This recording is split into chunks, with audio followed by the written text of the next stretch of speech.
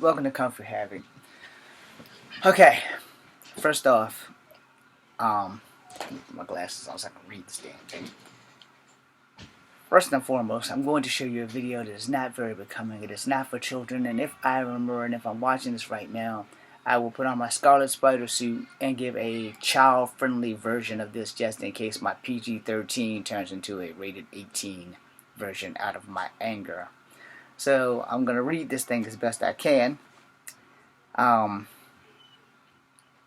It's in a comparison to Emmett Till's murder, so we're going to read it. But before I do, it's very important that we teach the youth of America, regardless of their ethnic background or race or whatever, and their gender, so that this doesn't happen to your children. I came across this video this morning. I was half asleep and I have a headache at this moment, but I want to make this video because I said that I was going to make this video to a person on Instagram. So without further ado, there are some names here I can't pronounce, so I'm going to spell them out for y'all. Y'all know how it works. But before I do that, if you're new to the channel, my name is James Williams Jr. This is Comfort Havoc number 2. I am of Cherokee, black, and white descent. All American, if you would. Please ignore the background. This is an important video, so I'm going to try my best to talk over the background noise and hopefully get this video done this time. I just deleted the other copy because someone was talking about something else and it was louder than me, believe it or not. So here we go. Justice for Quawan. The body of a 15-year-old Quawan Charles resembles Emmett Till's body. He was found dead. He was last seen leaving his home in Baldwin. I have no idea where Baldwin is, with a friend and his friend's mother, and reportedly missing on October 30th. I don't know if that was last year or this year. He was last seen being picked up at his home by a friend and his friend's mother without parental permission. Badly decomposed body was found near Loreauville, Loreauvilla,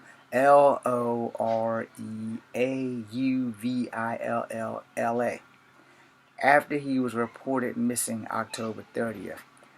This is a Black Lives Matter thing. Justice for Q Charles. And in fact, that's probably what I need to title this thing. Justice for Q Charles.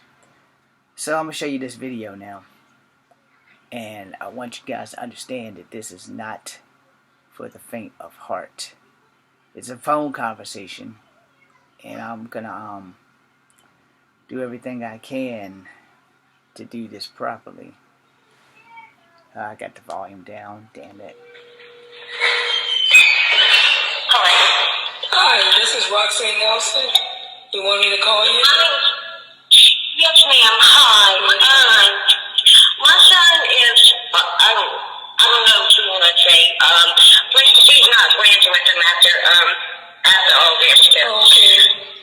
Okay, well, anyway, to the same story, but he did say whenever they picked up your son, him and his mother, and the stepdad were all tripping, they did some mushrooms.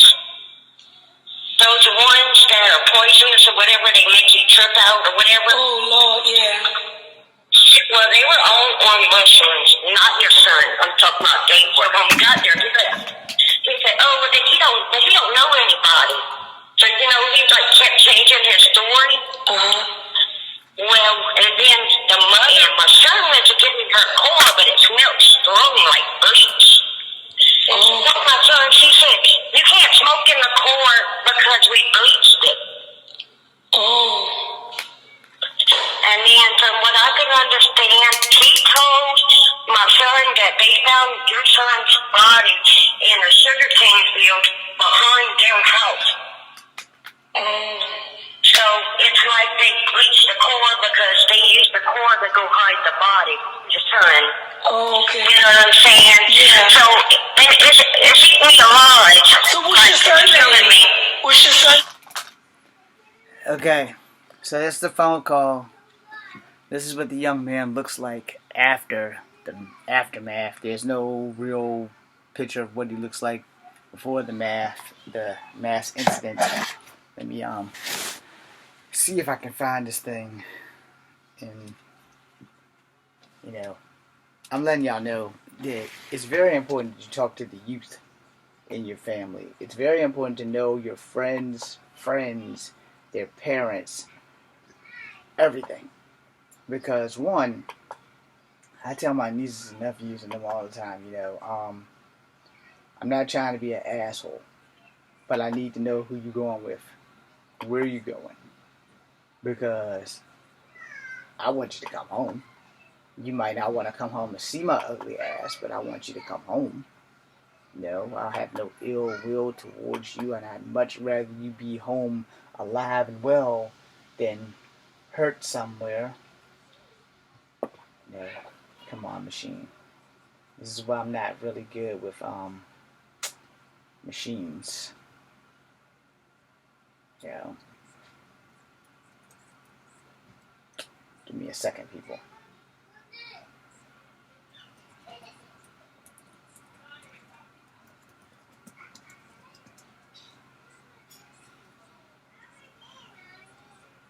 Yeah, that's it. Came right up.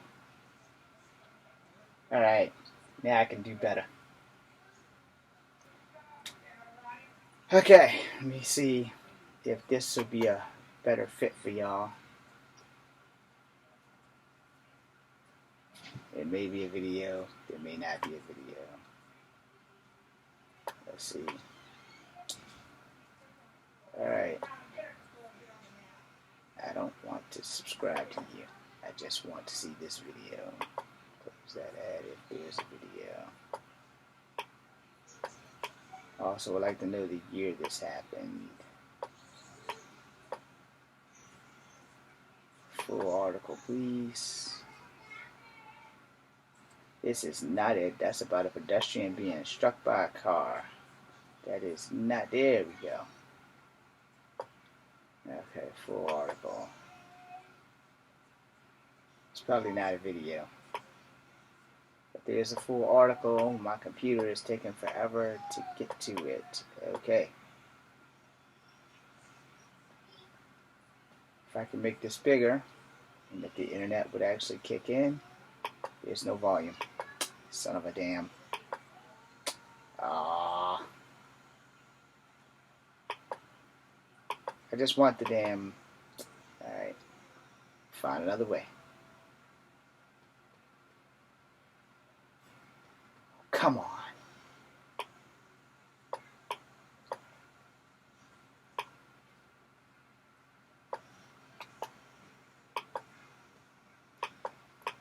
One thing about technology is that you gotta actually know how to use it, man. I don't know how to use it. Not really. I just barely get through. And I mean, to be honest with you. Alright. I found some more videos. I'm not going to watch the one that's an hour long because I have class. But this one is 2 minutes long. It's from a day ago. So this is a really recent case after all. I'm going to spin this around to y'all. I would hope that no family on earth ever has to make a video like this. My child safe video won't have this in it. Case is not sitting well with me. There's so many speculation going on, saying that he left the house with family friends, saying that he left the house to a stranger, saying that he went to a football game. Too many shit is going on. And of course, nobody's going to take the blame for it. The family want justice. The family is demanding justice right now. They even want another autopsy, but they're telling them no. What are they covering up? Why can't they get another autopsy? And to say that he drowned is BS. He definitely didn't drown. His face is disfigured. You can barely tell who he is. Where is y'all heart out there? The mother wants justice for her son. I really hope this is not another Emmett Till case where the mother dies before getting justice for her son. I really hope so. This is why people of color need to continue to protest and march and ask for change in this country, because people of color do not get a fair chance in the system. The justice system is not for us. It's really not for us. And I'm going to keep on saying this. If this was a white person, this was a white child, this case wouldn't have been closed this fast. Someone murdered this child, disfigured his face, stole his body in a cornfield. His family needs justice. This cannot continue. I'm just so sick of this continuing to happen to my people out there. Sorry, that was over. Man, I'm just so tired of it. Just let me know how you feel about this in the comment section, because I'm just so pissed off right now. Alright, I'm not gonna let anybody know how I feel in the comment section, because that's the whole point of making this video.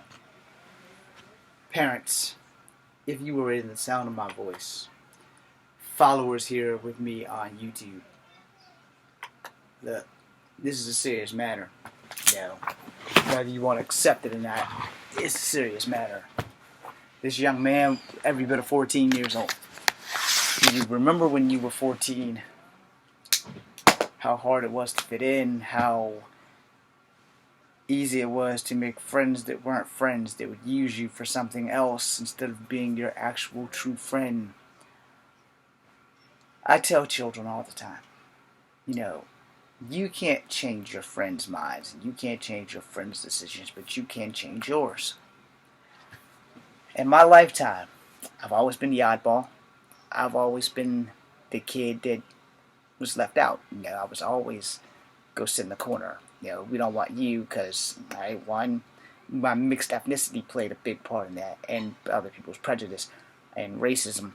But the thing that really played the most in there is that I was just really, I guess, no one really wanted to approach me. I didn't stink, but it was like a game that we used to play in the projects where we had an imaginary kid called Funky Boy or Funky Girl, and nobody wanted to be around them because they stank.